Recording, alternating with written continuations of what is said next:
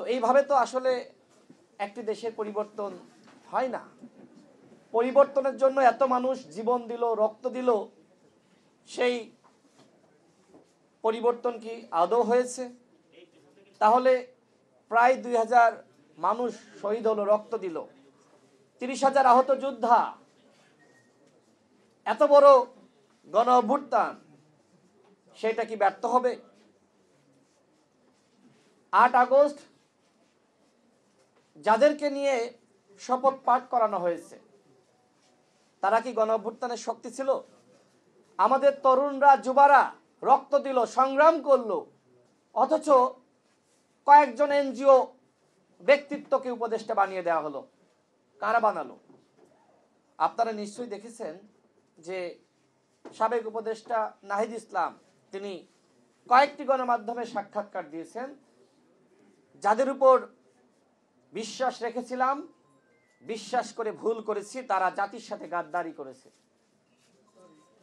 আমার প্রশ্ন হলো, আমরা সেই সময় বারবার বলছিলাম উপদেষ্টা পরিষদের সংস্কার করেন। এই উপদেষ্টা পরিষদের মাধ্যমে কোনো সংস্কার রাষ্ট্রের হবে না।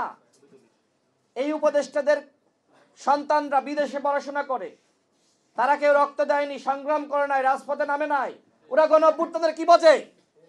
আমরা বলেছিলাম, আমাদের কথা শোনা হয়নি। সেই সময় নাহিদ ইসলামদের পক্ষ থেকে আমাদেরকে নানান সমালোচনা করা হয়েছে। নাহিদ ইসলাম মানে শুধু নাহিদ ইসলাম না, তার সার্কেলে যারা রয়েছে তারা, আমাদেরকে জুলাই গাদ্দার পর্যন্ত বলা হয়েছে। তাহলে আজকে কি প্রমাণিত হচ্ছে?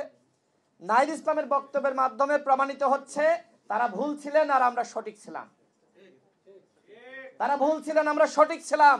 আমি নাহিদ ইসলামকে বলতে চাই, কোন উপদেষ্টা জুলাই গাদ্দার তার নাম প্রকাশ করেন। এখন কি তাহলে আপনার কথা শুনছে না? আপনার নির্দেশনা মানছে না? তাদেরকে যে চুক্তিতে নিয়োগ দিয়েছিলেন সেই চুক্তি কি বাস্তবায়ন করছে না? এই জন্য কি এখন বলছেন যে তারা জাতির সাথে প্রতারণা করছে? কিন্তু আমরা যখন সংস্কারের কথা বলেছিলাম তখন কেন সংস্কার করলেন না? আপনিও তো উপদেষ্টা ছিলেন। এদেশের জনগণ আপনার উপর দায়িত্ব দিয়েছিল যে আপনি সংস্কার করবেন, বিচার করবেন। প্রধান উপদেষ্টার পরে আপনি সব থেকে ক্ষমতাশালী ছিলেন, আপনি পদত্যাগ কেন করলেন? আজকে যে সংস্কার হচ্ছে না, এত মানুষ জীবন দিল, প্রাণ দিল, এত রক্তহানি, আমাদের কি সংস্কারের জন্য আরেকটি গণ অভ্যুত্থান করতে হবে?